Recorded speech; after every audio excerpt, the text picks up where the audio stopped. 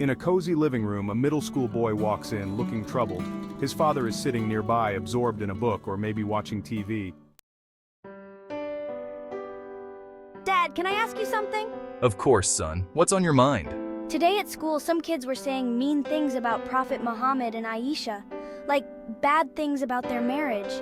They said it was wrong because she was so young. It made me feel weird. Is it true? The father leans in, putting a comforting hand on the boy's shoulder. I'm glad you came to talk to me about it. I know it can be hard to hear things like that, especially about the Prophet, peace be upon him. But let me explain a few things, okay? I think you'll feel better. Back in the 7th century, it was common for people to marry younger than they do today. In that time and place, Arabia and even in Europe, girls got married when they reached puberty. There wasn't the same idea of childhood that we have now. So what's considered too young today wasn't unusual back then. The boy nods, trying to understand. So, it wasn't weird for people back then? Exactly. Aisha's family and the entire community accepted the marriage, and they saw it as a normal thing.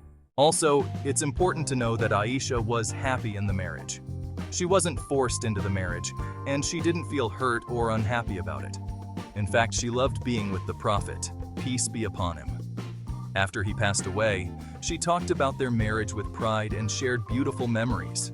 She even said he was the best husband anyone could ask for. Would someone say those things if they were unhappy? I guess not.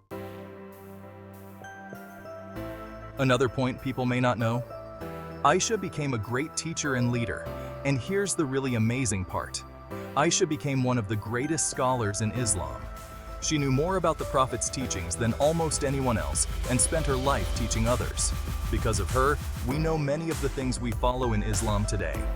She was a leader and a teacher for both men and women. Wow, so she was really important. Yes, very important.